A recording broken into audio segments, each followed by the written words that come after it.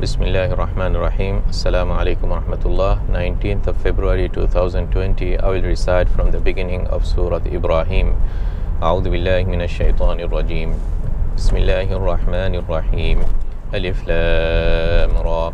كتاب أنزلناه إليك لتخرج الناس من الظلمات إلى النور بإذن ربهم إلى صراط العزيز الحميد الله الذي له ما في السماوات وما في الأرض وويل للكافرين من عذاب شديد الذين يستحبون الحياة الدنيا على الآخرة ويصدون عن سبيل الله ويبغونها عوجا أولئك في ضلال بعيد وما أرسلنا من رسول إلا بلسان قومه ليبين لهم فيضل الله من يشاء ويهدي من يشاء وهو العزيز الحكيم ولقد أرسلنا موسى بآياتنا أن أخرج قومك من الظلمات إلى النور وذكرهم بأيام الله إن في ذلك لآيات لكل صبار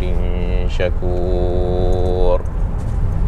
After saying Alif Lam Ra, Allah subhanahu wa ta'ala is mentioning the Quran, that Allah has revealed this Quran for a purpose. So the Quran has a purpose, and if Quran says that it has a purpose, then using the Quran for purposes other than it itself is stated is a deviation, is not fulfilling the rights of the Quran. So what is the purpose? What is the purpose of the revelation of this Quran? لِتُخْرِجَ النَّاسَ مِنَ الظُّلُمَاتِ إِلَى النُّورِ, to take the mankind. It's not to take the Arabs of Quraysh or this particular people, the whole mankind. So the Quran is global.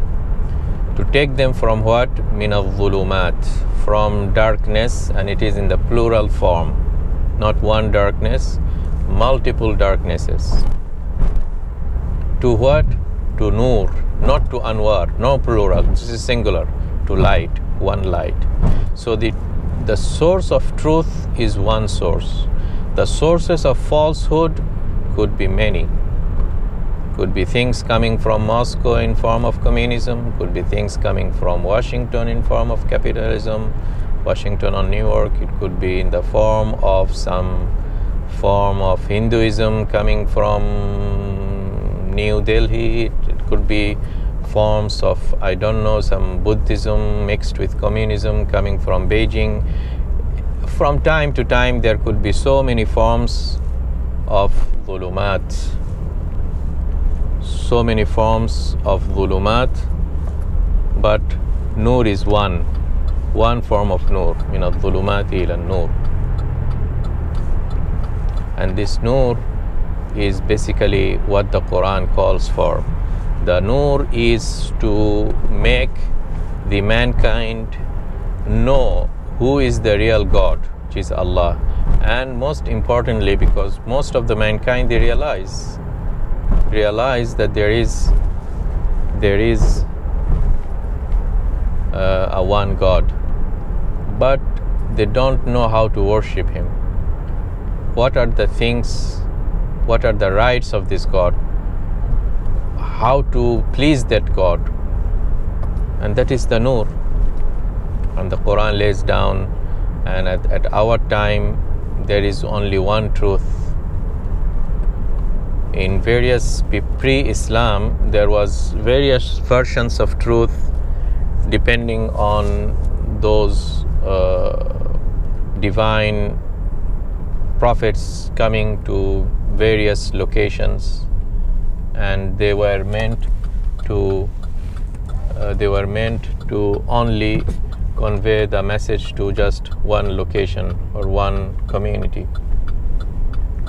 But after Islam came, the Quran became for the whole mankind, and there is no prophet coming after Islam. So this is only one truth then. I hope you followed the logic of this one. So there is only one truth. And hence the Prophet Muhammad is a prophet to the Christian, to the Jews, to everybody.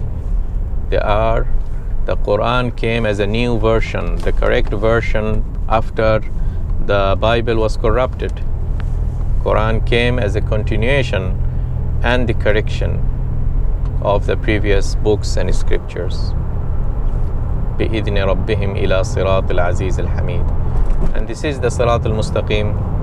This is the true path. This is the straight path. Sirat, An-Nur, the Quran, the path. And this is the path of Allah subhanahu wa ta'ala. So this is the unity of light, unity of book, unity of messenger, unity of God, Allah subhanahu wa ta'ala. So this system of Islam comes to unify all this concept into one grand truth, which is the Tawheed, which is the light, which is the Nur, which is the Sirat.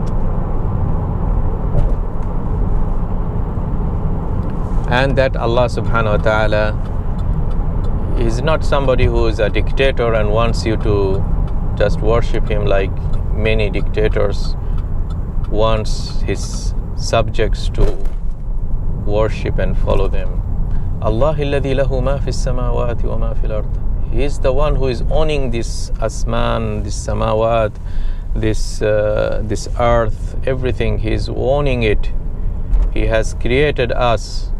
Did anybody else, those to whom other peoples go and worship, did they do similar thing like what Allah did?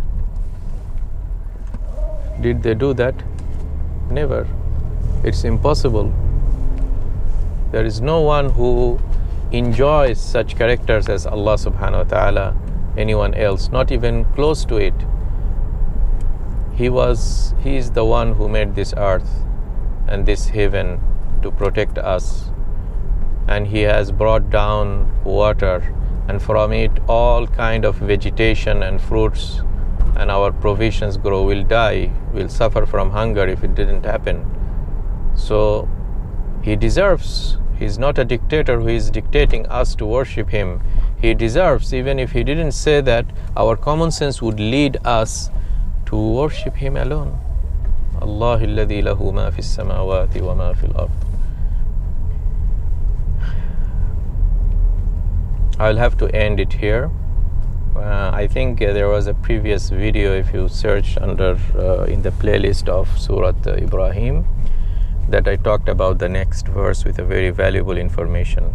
Why the kafirin, the disbelievers, are punished because of this and this characters. يستحبون الحياة الدنيا على الآخرة ويصدون عن سبيل الله ويبغونها عوجا. These are the three criteria. May Allah subhanahu wa ta'ala guide us, give us hidayah. Wassalamu alaikum wa rahmatullahi wa barakatuh.